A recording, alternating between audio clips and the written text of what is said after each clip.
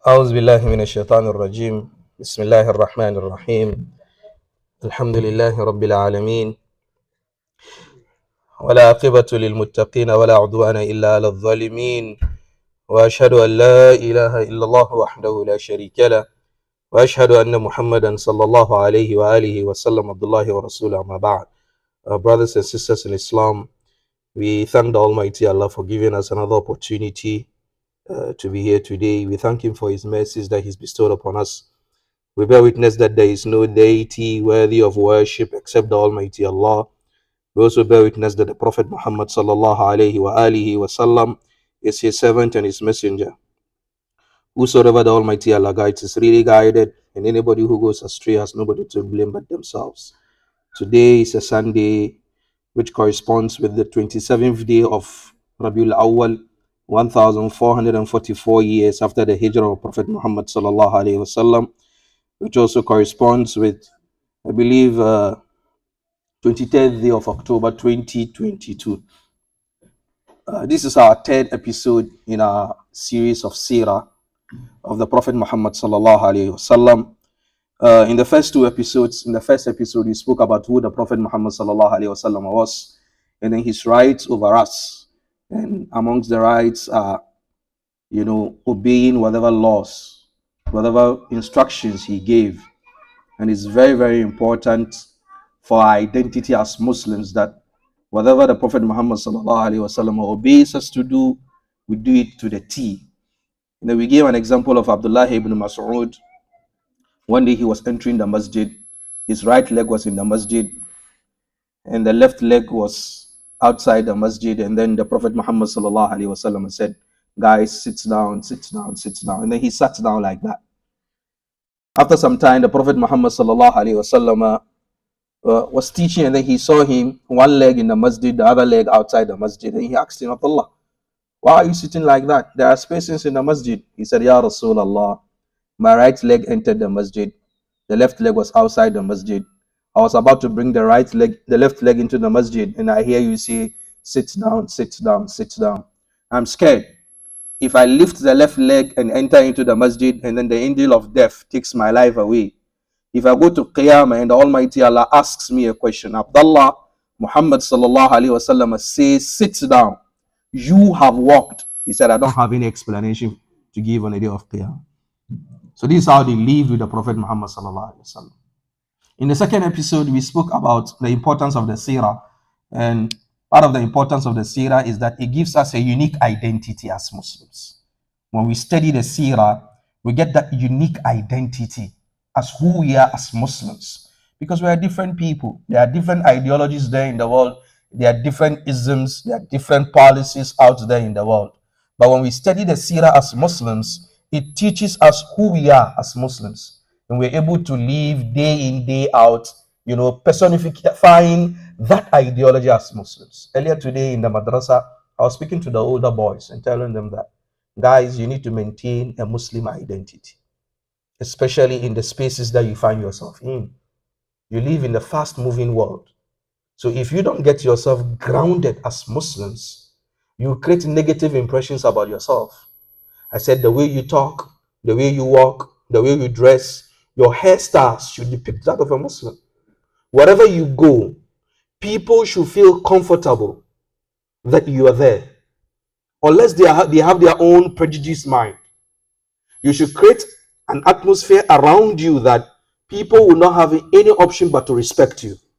But if you create an atmosphere around you, an appearance that people will have to judge you by that appearance negatively, then you are at fault, not them. Unless those people already have their negative prejudice against you as a person, depending on whatever you're doing or who you are.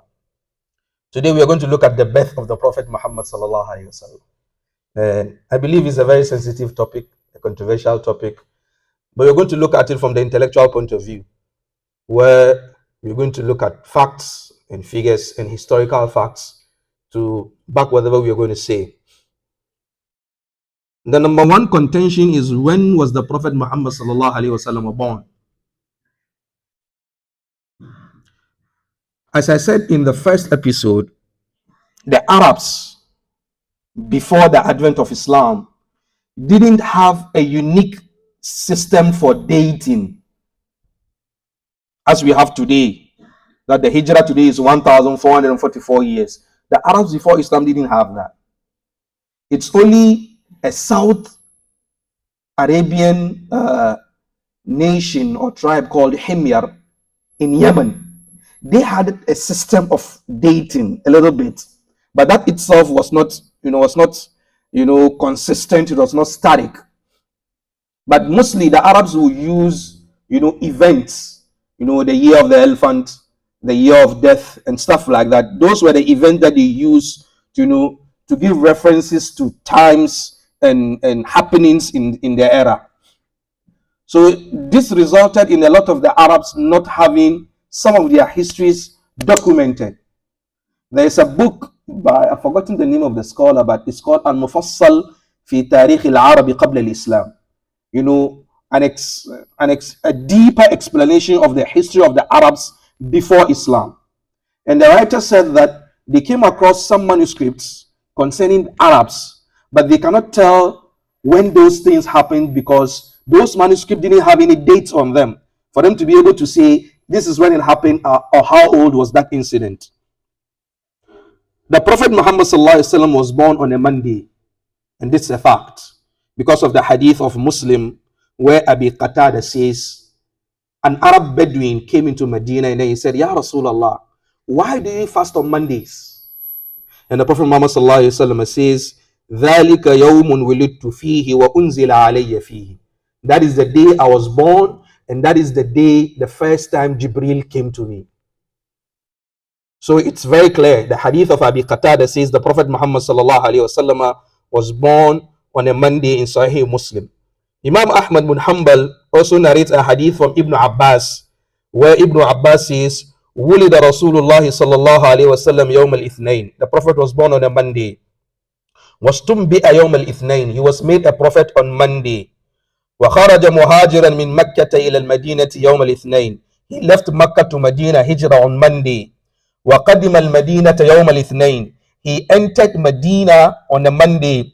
وتوفي يوم الاثنين. He died on a Monday. This hadith is also found in Musnad of Imam Ahmad ibn Hanbal. This is what we have concerning the day that the Prophet Muhammad was born. Even though there are some narrations that are weak that say that the Prophet Muhammad was born on a Friday. Some people say he was born on a Friday, and even though those hadith are weak, we're not going to look at them. But just to let you know that there are some people who had different opinion that he was born on a Monday, but on a Friday. But that hadith is very weak. Now let's come to the month. Majority of Muslim historians say that the Prophet Muhammad was born in this month that we are in, Rabiul Awwal. Majority of them, about 90% of them, say he was born in the month of Rabiul Awwal. But then they didn't agree on a specific date in the month. They didn't agree. Some of them said he was born on the 2nd of Rabiul Awwal. Ibn Abdul Barr narrates this in his Isti'ab, and even Al-Waqidi also speaks about this, that he was born on the 2nd day of Rabiul Awwal. Al-Humaydi and Ibn Hazm say he was born on the 8th of Rabiul Awwal. The hadiths are there. Ibn Dahiyya says he was born on the 10th of Rabiul Awwal. We have a third statement. The fourth statement is he was born on the 12th of Rabiul Awwal. The fifth statement says he was born on the 17th of Rabiul Awwal. The last two statements say he was born on the 21st or the 22nd of Rabiul Awwal. So we have about 5 or 6 statements concerning the exact dates that he was born. Some scholars say he was born in Ramadan. Someone is saying, why are people, having difference of opinion on the birth? And that's also a point of discussion, that why is there differences of opinion on the birth of the Prophet Muhammad sallallahu alaihi wasallam?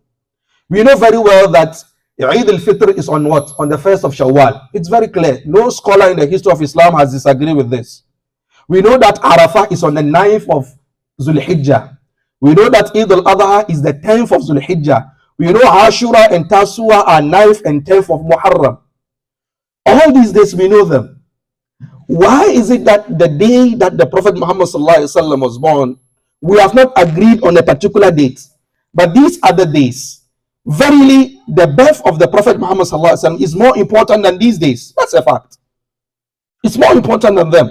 But why is it that this most important singular event in the history of Islam has not been recorded for us exactly as it's supposed to be, but then these other days have been recorded for us? I hope you understand the question. And it's a legitimate question for us to ask. That why is it that the day of first day of Shawwal, Eid al-Fitr, we know. Day of Eid al-Adha, we know. Day of Arafah, we know. We even have fasting on the day of Arafah. Ayyam al-Tashriq, we know them. The 3 days after the Eid al-Adha, we know them.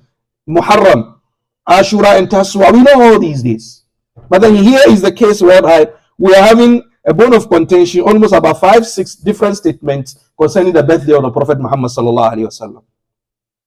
Some said he was born in Ramadan. Why did they say so?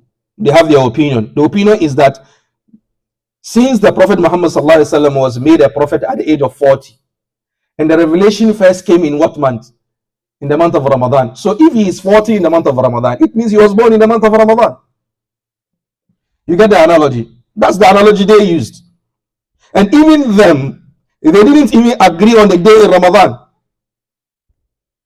They had different days. Some said 27th, some said 18th, some said 12th in the month of Ramadan.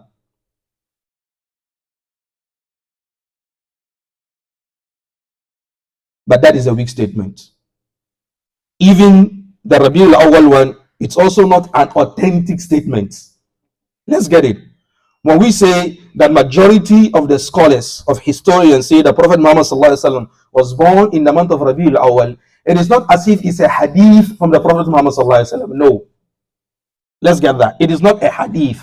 It's just that historians did their calculations. The mathematician Al-Khawarizmi, he did some calculations, and then he even said that he was born on the 9th of Rabiul Awwal. Even in the statement, I didn't even bring that, because it was a huge research work that I had to do to bring out all these, dates, so that we learn from them. Now this is the month. Now let's come to the year. The scholars, majority also agreed that he was born in the year of the elephant. Amul Fil. What happened in the year of the elephant? The Yemenis were being governed by the Ethiopians, who were Christians. So they had ambassadors and people who were working for them. One of the kings at that time was called Abraha. And even the name Abraha, I didn't find it in an authentic narration. The narration that mentioned the man's name was a weak one. But we'll make use of it because of lessons, historical lessons. Abraha realized that the Arabs, every year before Islam, they will go to Mecca for Hajj. They will go there for Hajj. Mecca was a strategic place for them. And Abraha